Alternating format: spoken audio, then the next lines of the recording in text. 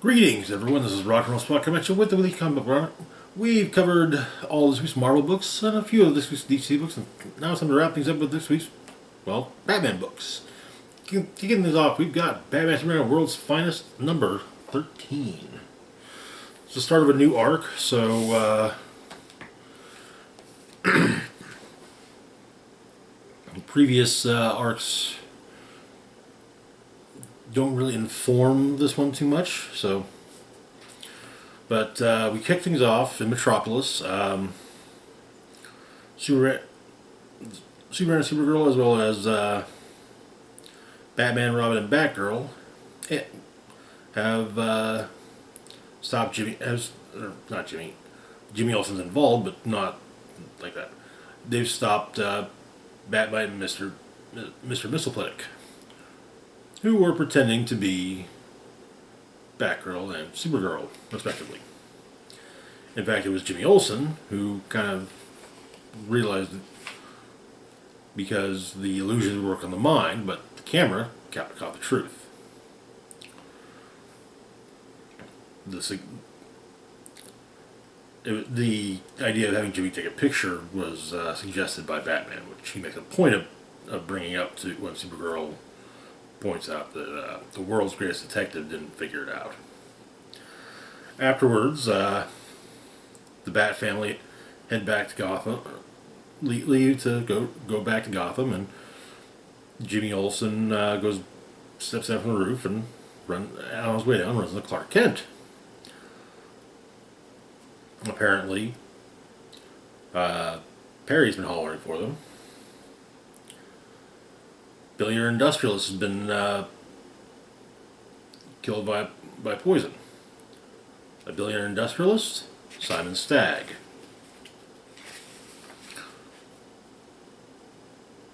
On the way from Gotham, or on the way to Gotham, Batman and Robin are informed of Stagg's death, as apparently Bruce Wayne had a meeting with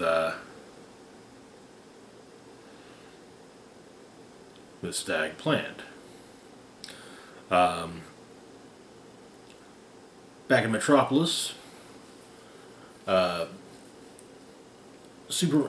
Kent and Jimmy Olsen are investigating covering the story. One point that comes up is that Stagg's bodyguard, Rex Mason, was missing. He goes into Rex Mason's origin, becoming Metamorpho, and how it was basically because of Simon Stagg that he became Metamorpho, and because of Stagg's daughter, the woman that Mason loves, that he was able to pull himself together, and why he works for her father as his bodyguard.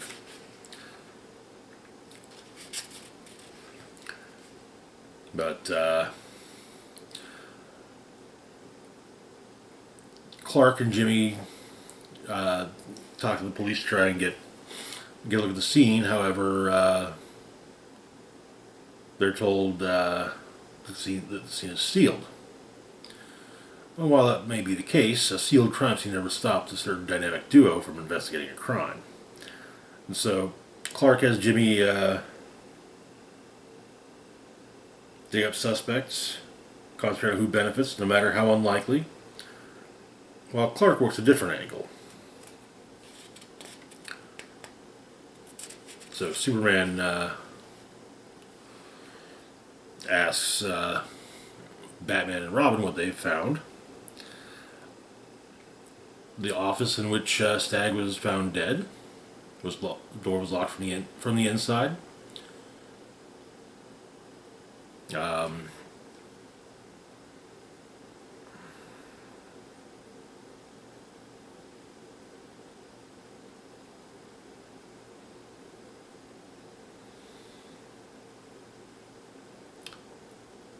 But housekeeping found Stagg dead of poison. Batman and Robin found no possible delivery system. and found the room locked and bolted from the inside. Batman, Superman tracks down Metamorpho, and Batman goes to talk to him, informing him of Stag's death, and trying to be polite and saying, "Hey, I kind of need to know. I kind of need you to account for your afternoon." Metamorpho claims that he went helium and was floating around the city taking in the sights. Elsewhere, at Stag Mansion, Jimmy Olsen is talking to Stag's daughter when Java, Stag's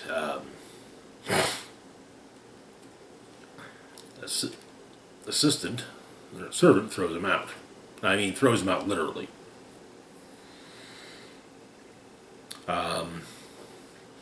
Batman tells Clark that he tells Superman that he himself has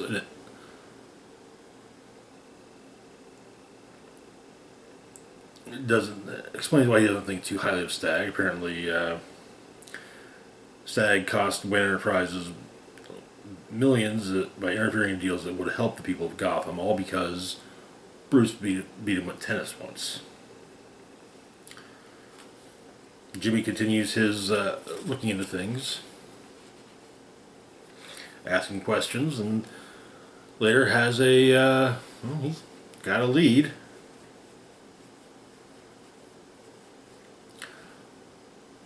He tells Clark, but Clark knows that the possible suspect is innocent. Perry says, "Hey, tell me how you know," and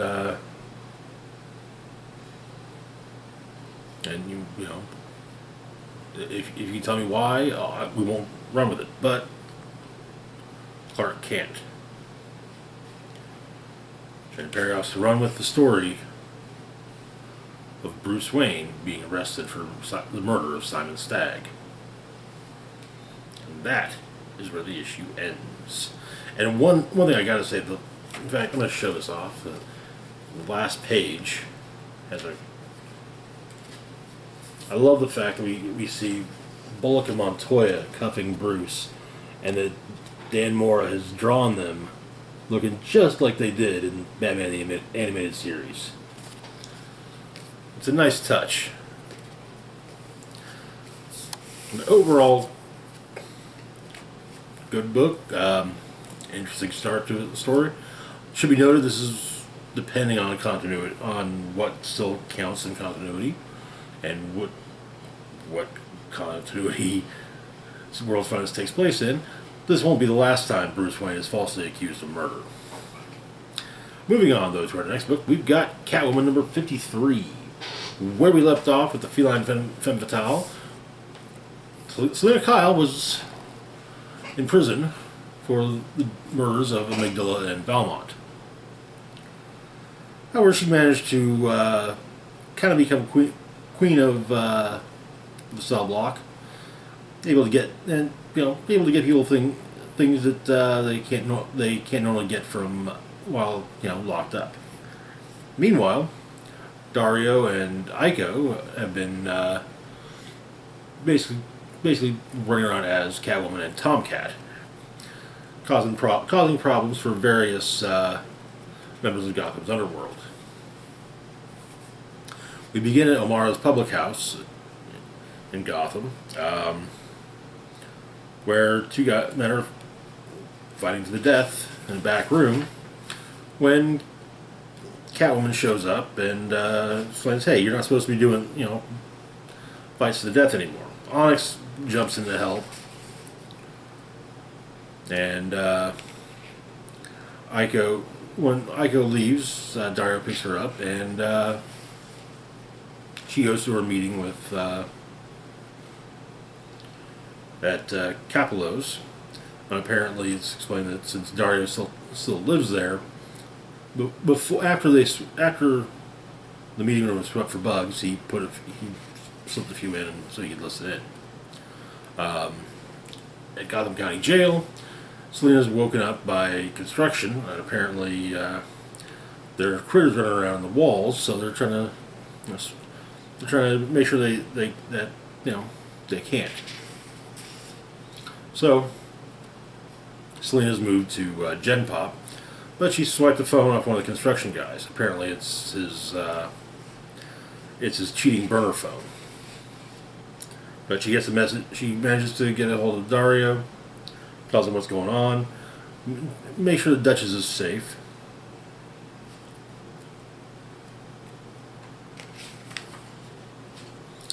And starts working.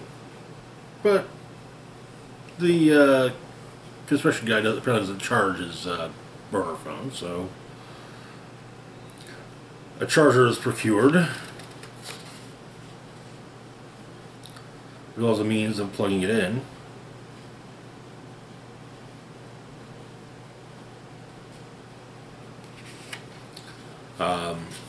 But Catwoman apparently turns out the punchline of the phase 2 for her plan. And so, Selena's planning a breakout. And hoping to bring some of the other girls with her. Setting the idea of, be a bunch of thieves, be thieves. Give a portion of charity, nothing violent. Later that night, Catwoman, Ico, and Tomcat are watching these when they're attacked by Queen of Hearts and the Crazy Eights.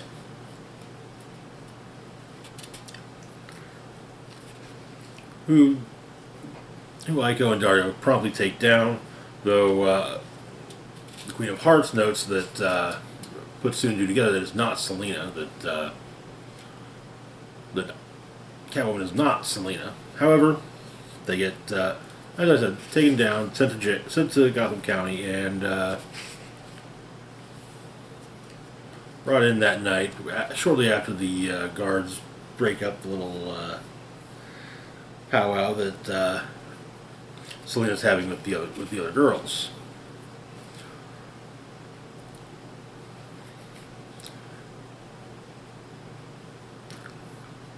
And it's made clear that the Queen of Hearts and the Crazy Eights are working for Punchline, which causes Selena to rethink their breakout plans. Not so much rethink the idea of a breakout, just change how the plan will work. Good issue. Coming along, story's coming along nicely. It will definitely be interesting to see how the whole thing,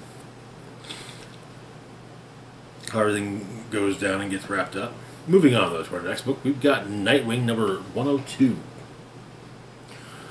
Where we left off, a shape-shifting demon had knocked out Nightwing and taken his place in an effort to get to Blockbuster's daughter, who's currently under the protection of Raven.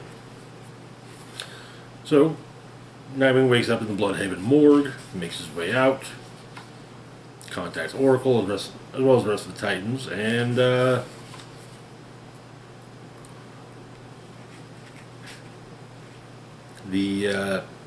demon pretending to be Nightwing attempts to take Olivia, but is stopped by, well, Nightwing. But they make the demon makes the realization that Nightwing literally has no powers. Doing it's both sad and hilarious. Sad hilarious? Is that a thing? It should be. But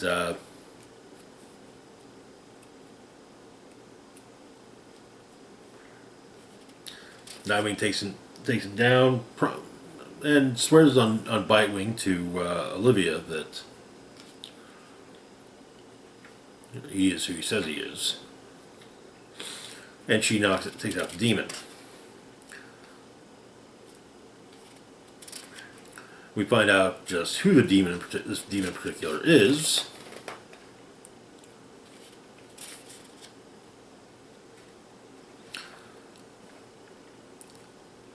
and his entire backstory.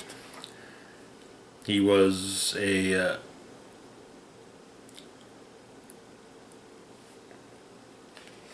he was a small time he was a shapeshifter, or a supervillain called himself Disguise Master. Got busted a few times, including at working as Superman or pretending to be Superman, when Neron came along, and he signed a deal. Now all he can do is smile and take on any form perfectly. But the Titans try to figure out what they're going to do, and the decision is made. They're going to go into hell, get the contract, and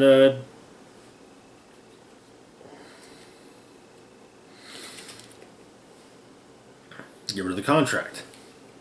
This was, in fact, Beast Boy's suggestion, though he was being sarcastic. And so the Hell Heist is a go. We got our backup story. Nightwing and Superman, John Kent. Nightwing's teaching John a bit about detective work. They were at a circus, and a bomb went off at the same time as the trapeze rope broke. So Dick gives John a few pointers for things like asking him to look around, trying to find better ways to impart what he's learned from Batman on John. But Superman finds the cut rope, or the knife that cut the rope, and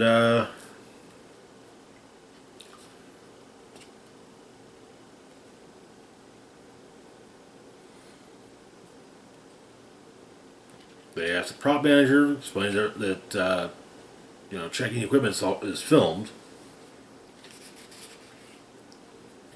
and it turns out it looks like it was the trapeze artist who cut the rope. And the issue ends with Dick asking her why she cut the rope. I'm liking the fact that Nightwing that DC's pushing Nightwing enough that they're putting a backup story in his book regularly.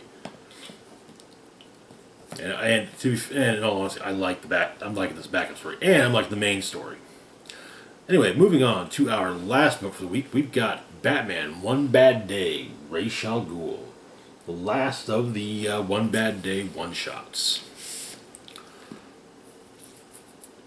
So, we open with Ra's al Ghul reliving a traumatic memory from his childhood while he's regenerating the Lazarus Pit. Basically, the town he lived in was attacked was conquered, and he escaped into the woods, but one of the conquerors found him, and he was saved by wolves. Ra's reflects after he gets out of the Lazarus Pit on what became of those wolves, and the village he lived in, and so on and so forth. Turns out that particular breed of wolf, there's one left in the world. And it's been in Ra's care now for years. However, that last wolf is dying. And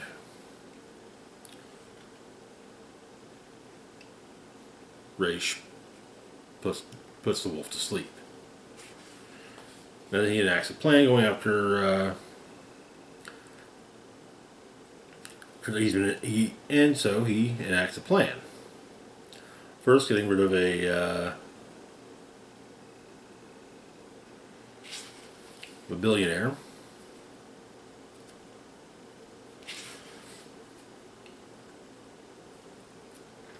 And trying to make it look as much like a boat accident as possible.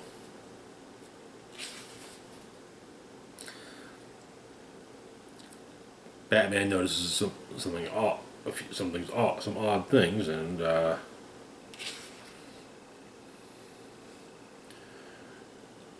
Batman and Damian go to investigate the yacht, and then check with the ME, and it turns out that, well, it looked like a simple boating accident. The victim's lungs were filled with chlorinated water, making it clear that he was drowned in the pool on his yacht.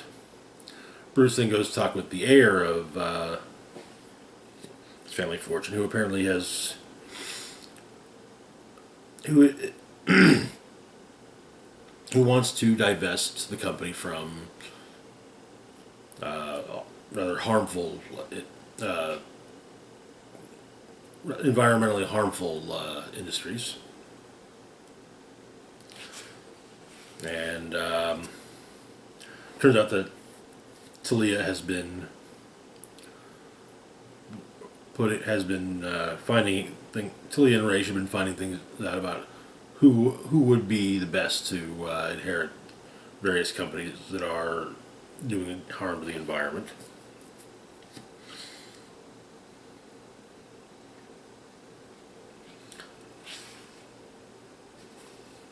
Ray shows up at the Batcave and goes after takes Robin. Batman follows. Bruce and Raish fight it out, and Raish explains his whole plan before running Batman through in front of Damian. Before Bruce dies, he takes off the cowl and gives it to Damian, and makes him promise not to kill, but as you know.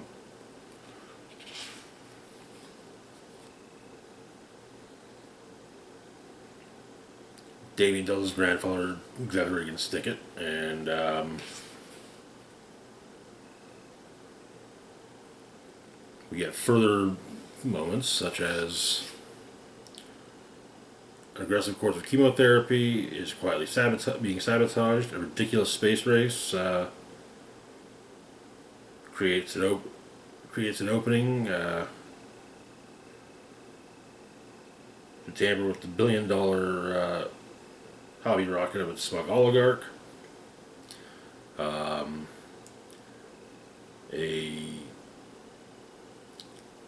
energy summit takes out another batch, and so on and so forth.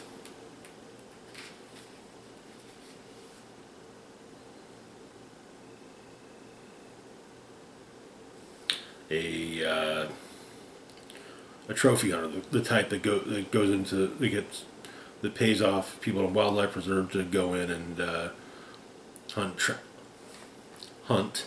tranked up animals, is left to the tender mercies of non-tranked up animals. Then Batman awakes in the Lazarus pit.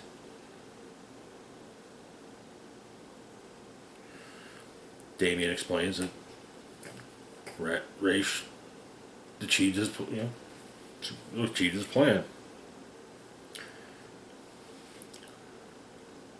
They talk.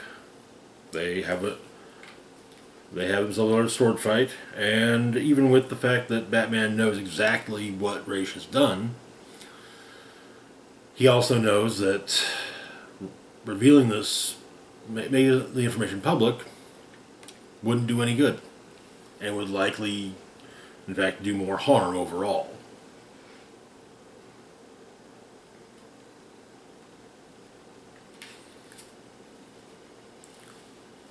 Their fight, this fight between Batman and Raish ends with Raish jumping off of the cliff they're fighting on, and when he awakes in the Lazarus pit, Talia informs him that the detective has kept his word. Has kept quiet about the whole thing. And the issue ends with Raish thinking to himself he is 700 years old and he is no longer terrified. This was... all of these one-shots were great. Well, the Two-Face one I still feel was kind of mediocre. I guess as a mystery, it's mediocre. As a character study about Two-Face, it's quite good. Yeah, all of them were great though. I remember seeing in the DC solicits for the upcoming months that we're soon to be getting or hardcover editions of all of them, rather than a single volume edition. But either way, that's quite cool. So, but yeah. Anyway, that is going to do it for now. As always, feel free to like, share, and subscribe. Links to my Facebook, Twitter, Patreon, and PayPal can be found in the description box down below. This is Rock and Roll Spock signing off, saying, live long and rock hard.